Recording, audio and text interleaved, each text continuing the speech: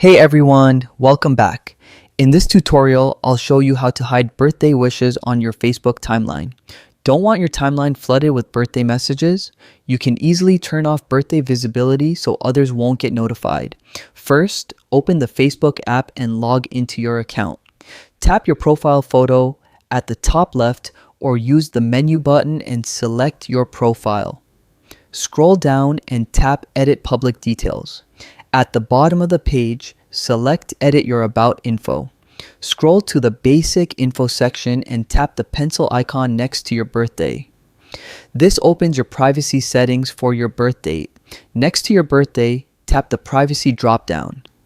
Choose Only Me if you don't want anyone to see or get notified about your birthday. You can also set different privacy for your birth year.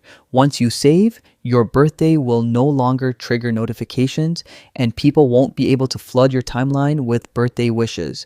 So just remember, edit your profile details, go to your birthday, and switch the privacy setting to Only Me. That's all it takes. If this video helped, hit like and subscribe for more quick tutorials, or check out the next guide for more Facebook tips.